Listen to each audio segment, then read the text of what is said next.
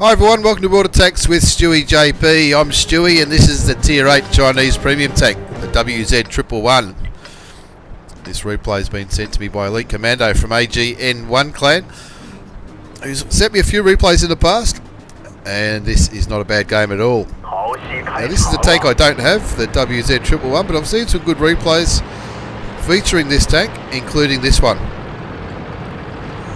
It's probably comparable to the IS-6 as well as the Chinese premium tank, the 112, but it's a relatively new tank as far as premium tanks go. I think it came out probably maybe a year or so ago, and it's not a bad looking tank at all. I don't know if I'm going to get one, but it's still a pretty good tank, and he's going the Valley of Death. He's looked at the mini map and he's seen where everyone else is going. Everyone else is going towards the flag in the city, and he's probably thinking, being top tier, he could probably hold off whatever the enemy push down the 1-2 line. And if they don't push anything, he could probably go all the way to their spawn.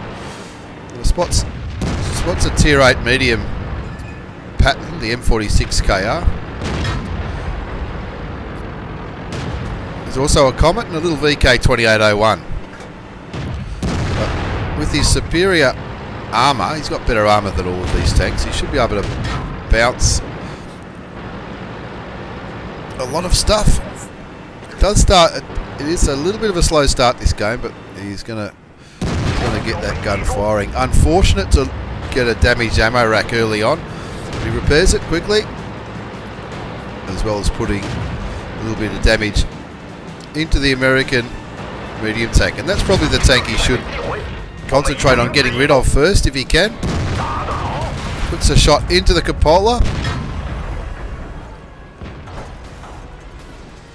and this is always a painful scenario. He's getting permatracked here, but he's just sitting here. He's not really taking any damage to his health. He's asking for a little bit of help, but there's no one there that can help him. That SU-152 is not going to push all the way up to where these medium tanks are. Lucky enough not to be taking damage still, but they are keeping him tracked, and that's obviously what they're trying to do. No artillery. If there was artillery in the game, I'd be very worried at this point if I was him, but still got most of his health. Does take another shot, but more importantly his tracks are fixed now, and he's just going to find an angle where he can try and get some more shots into that tier 8 American medium tank. Finally gets his tracks fixed again and backs off so that they can stop keeping him tracked, and now maybe attack from a different angle. Looking at the mini map, looks like on the other side of the map is not out of control, but it looks like a lot of enemies are pushing towards where all those heavies are, and a lot of tanks camping the base as well, including that Centurion 1, who's probably just waiting to see how the game pans out. Now the VK is getting very brave, but he's not worried about the VK. He wants to get rid of the MKR, My Kitchen Rules tank, so he's gotten rid of him. Now the rest of those tanks that are up there on the ridgeline are all lower tier. The Super Pershing's back at the base, but it's just the Comet at tier 7 and the VK2801, which is only just a little tier 6 light tank, so Elite Commando should have no problems getting rid of those tanks whatsoever. Gets a good shot into the VK, and now he's just going to bounce that Comet all day sitting there. He's reasonably hull down. His tracks are reading the shots, but he's not tracked far enough back so that he can't get a shot. So he's getting some good shots onto that Comet, but he probably needs to get rid of that Comet and then move forward. It looks like it's a bit of a stalemate on the other side of the map. Now we can't see the damage counter, but I can tell you he's already picked up a good amount of damage. Now these teams winning 4-3, but we all know anything can happen. Gets tracked again, but he's really putting the armour of this Chinese heavy tank to some good use. Bouncing shots like an absolute pro. He's lining up that VK, looking for his third kill, and he gets it. winning 5-3, but most of the kills, 3 out of the 5 kills have come from Elite Commando. The other side look like they're in a little bit of trouble. They haven't got any high tier tanks there. KV2 at tier 6, the IS at tier 7, and of course the Tiger. So Elite Commando is doing the right thing and really pushing all the way down this valley. The SU gets taken out by that Super Pershing. The Super Pershing goes full YOLO mode to try and get rid of him. And why wouldn't he? The Elite Commando is only on 442 hit points, and the Super Pershing's on pretty much full health. Just looking for a damaging shot into the turret ring of the Super Pershing. Takes him down to 950. But the Super Pershing still has a hit point advantage, but not for long. Now it's a little bit more of an even ball game now. 552 versus 442. But you can see the enemy team have absolutely smashed the city on the minimap. He puts another shot into the Super Pershing and he's praying for that gun to reload. Looks like the Super Pershing was trying to track him then, but that didn't work. Nice shot into the bottom of the turret, takes him out of the game. And now Elite Commando can keep moving forward and try to do something to turn this game around. They're down by a tank now. He's asking his teammates to reset. And this is the danger of going to Valley on Lakeville, especially in this mode, is you can't really do anything for the enemy cap right now, and it looks like there's not much.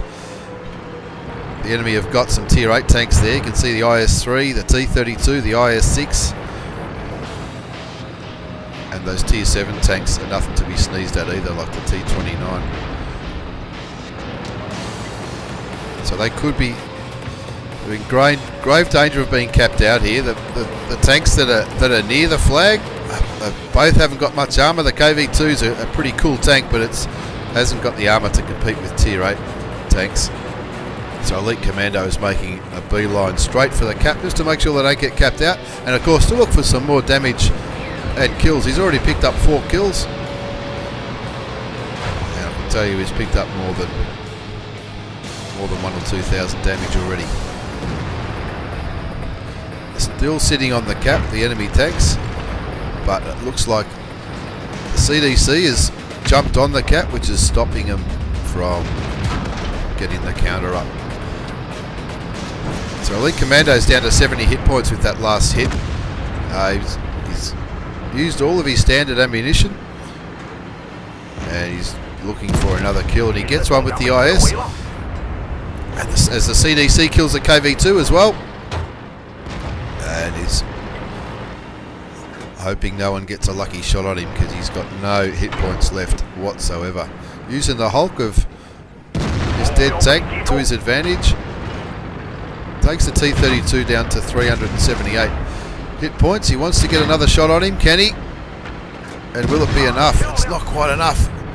Leaves him on 14 hit points. And lucky enough, the CDC was paying attention and he confirms the kill, gets rid of the T-32, a very dangerous tank. And somehow Elite Commando was survived without losing any more of his precious health. Eskimo and the Centurions, looks like he's fighting the IS-6 on the other side of the map. And once the CDC and Elite Commando are going to try and get rid of this T-29. He had a very good bounce there. T-29's a pretty handy tank, even though it's tier 7. But Elite Commando confirms the top gun, takes the T-29 out of the game, and now it's a case of looking for some bonus damage on that IS-6. Last tank left. The IS-6 looks like the IS-6 is winning that fight with the Centurion, but the Centurion needs to get out of the way to allow him to get some shots in. He puts a shell into the side of the IS-6, bringing him down to 667 hit points, which is a bit more even. That last shell just takes his tracks off, but it makes him a stationary target. He's waiting for it to reload. Aim. Just seems to take forever when you're waiting for that last shot. And he takes him down to 100. Centurion nearly gets killed, and the CDC takes the Russian heavy tank out of the game. As we look at the post-game battle results, an awesome game by Elite Commando in Lakeville. Even though he did go the Valley of Death at the start, he had a really stellar game. Ace Tanker. And look at all these other medals, millions of them. Hand of God, Bruiser, Duelist, Fire for Effect, Shell-Proof, Cool-Headed, Spartan, Steel Ball, High Caliber, and of course the Top Gun. Comfortably top scored with 6,183 hit points of damage, 6 kills for his Top Gun, and a base experience of nearly 1,800 base experience. That's absolutely massive. He blocked nearly 5,000 hit points of damage, and that was a really good demonstration of putting the armour to good use in the WZ111. And as I said earlier, it's a tank I don't have, but the armour looks absolutely awesome on it, especially when you're top tier in a matchup like this.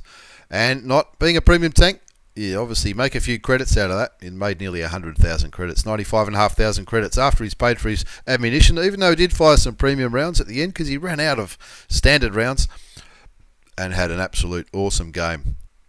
Elite Commando from AGN1 Clan in the WZ111. Thanks for watching, everyone. I hope you've enjoyed this replay. Take care, and I'll see you all next time.